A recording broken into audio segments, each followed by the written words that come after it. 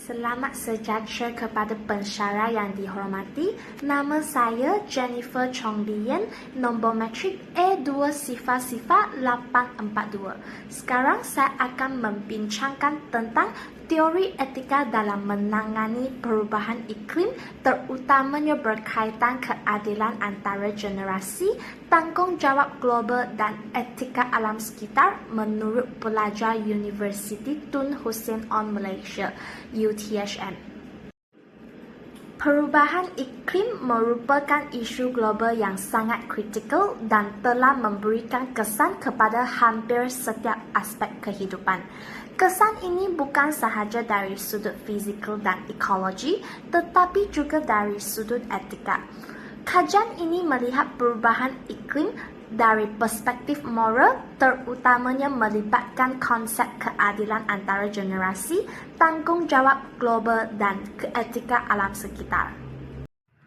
Walaupun perubahan iklim sering dibincangkan dari sudut saintifik dan teknikal, namun dimensi etika jarang diberikan perhatian.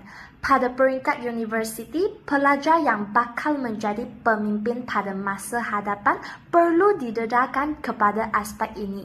Oleh sebab itu, kajian ini cuba mengenal pasti bagaimana pelajar universiti, terutamanya pelajar UTHM, memahami, menyadari, dan menerima prinsip etika berkaitan perubahan iklim. Terdapat 3 objektif utama kajian ini. Yang pertama adalah menilai pemahaman pelajar terhadap teori etika dalam menangani isu perubahan iklim. Yang kedua adalah mengukur tahap kesedaran pelajar. Dan ketiga, mengkaji tahap penerimaan terhadap prinsip etika alam sekitar. Maka wujudlah persoalan kajian yang selari dengan objektif, iaitu apakah pemahaman, kesedaran dan penerimaan teori etika dalam menangani isu perubahan iklim. Kajian ini dilakukan adalah untuk menggalakkan pemahaman etika alam sekitar dalam kalangan pelajar. Bukan itu sahaja, kajian ini dilakukan adalah untuk meneroka keperluan keadilan antara generasi dalam kalangan pelajar.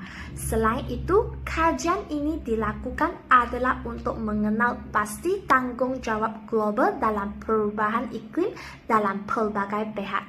Di samping itu, kepentingan kajian ini adalah untuk mengembangkan pemikiran kritis pelajar dalam isu etika.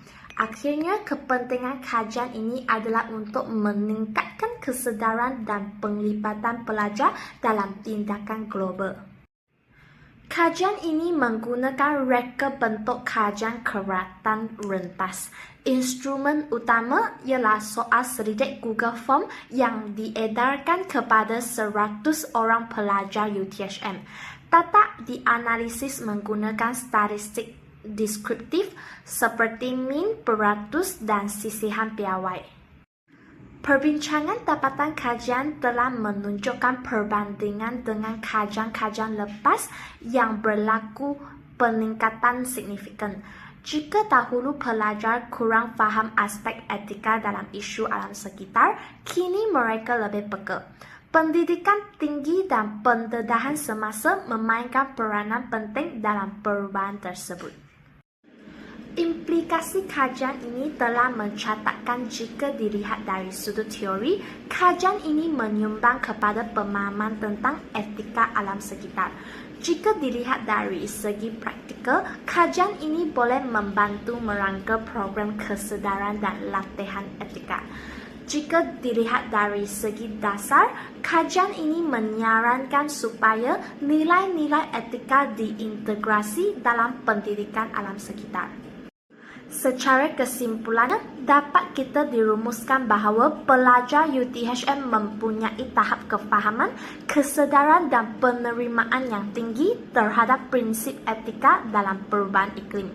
Maka, ini adalah penting untuk kita terus mendidik dan memupuk nilai-nilai etika agar tindakan yang diambil lebih beretika dan mampan. Tindakan kolektif diperlukan untuk masa hadapan untuk menjaga kelestarian alam sekitar. Sekian, terima kasih.